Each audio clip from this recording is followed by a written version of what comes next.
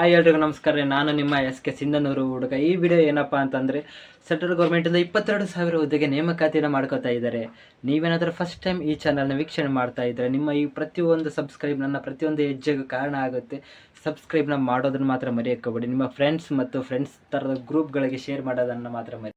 ನಾನು ನಿಮಗೆ ಮೊದಲು ಹೇಳಿದ್ದೆ 22,000 ಹುದ್ದೆಗೆ ಅರ್ಜಿ ಅಂತ. ಆದರೆ ಯಾವ ಹುದ್ದೆ ಅರ್ಜಿ ಸಲ್ಲಿಸುವ ಪ್ರಾರಂಭ ದಿನಾಂಕ, ಕೊನೆಯ ದಿನಾಂಕ, ಏಜ್ ಲಿಮಿಟೆಡ್, ಎಜುಕೇಷನ್ ಕ್ವಾಲಿಫಿಕೇಷನ್, ಮಾಸಿಕ ವೇತನ, ಪ್ರತಿಯೊಂದು ಪಾಯಿಂಟ್ನ ಈ ವಿಡಿಯೋದಲ್ಲಿ ಹೇಳ್ತಾ ಬರ್ತೀನಿ. ಯಾವುದೇ ಕಾರಣಕ್ಕೂ ಸ್ಕಿಪ್ ಮಾಡಿದೆ ಈ ವಿಡಿಯೋನ ನೋಡಿ. ನೇಮಕಾತಿಯ ಹೆಸರು ಬಂದುಬಿಟ್ಟು RRB ಗ್ರೂಪ್ ಡಿ ಅಂತ.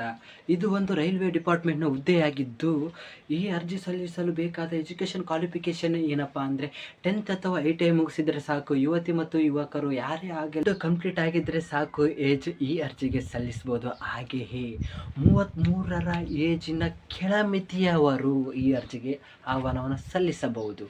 ಹಾಗೆಯೇ ವೇತನ ಅಂತ ನೋಡೋಕ್ಕಂತ ಬಂದರೆ, ಪ್ರಾರಂಭದ ವೇತನ 18,000ವಾಗಿರುತ್ತದೆ. ಮಾಸಿಕ ವೇತನ ಕಾಲಾನುಕ್ರಮವಾಗಿ ಏರಿಕೆಯನ್ನು ಕಾಣುತ್ತದೆ. ಹಾಗೆ ಈ ವಿಡಿಯೋ ನಿಮಗೇನಾದರೂ ಇಷ್ಟ ಆಗಿದ್ದರೆ ಒಂದು ಲೈಕ್ ಮಾಡೋದನ್ನು ಮಾತ್ರ ಯಾವುದೇ ಕಾರಣಕ್ಕೂ ಮರೆಯೋಕ್ಕೋಗಬೇಡಿ. ಈ ಮಾಹಿತಿ ನಿಮಗೆ ಇಷ್ಟ ಆಗಿದೆ ಅಂತ ಅನ್ಕೋತೀನಿ. ನಿಮ್ಮ ಸಪೋರ್ಟ್ ಯಾವಾಗಲೂ ಇರುತ್ತೆ ಅಂತಲೂ ಅಂದ್ಕೊಂಡಿದ್ದೀನಿ. ನಿಮ್ಮ ಈ ಸಪೋರ್ಟ್ ಏನಾದರೂ ಇತ್ತು ಅಂದರೆ ಈ ವಿಡಿಯೋನ ನಿಮ್ಮ ಫ್ರೆಂಡ್ಸ್ಗೆ ಪಕ್ಕಾ ಹೇಳ್ತೀನಿ, ನೀವು ಶೇರ್ ಮಾಡೇ ಮಾಡ್ತೀರಾ ನಿಮಗೆ ಈ ವಿಡಿಯೋ ಇಷ್ಟ ಆಗಿದ್ದರೆ. Thank you so much. ಈ ವಿಡಿಯೋನ ವೀಕ್ಷಣೆ ಮಾಡಿದ ತಮಗೆಲ್ಲರಿಗೂ ನನ್ನ ಹೃದಯಪೂರ್ವಕ ಧನ್ಯವಾದಗಳನ್ನು ಹೇಳ್ತೀನಿ. ಜೈ ಹಿಂದ್, ಜೈ ಕರ್ನಾಟಕ.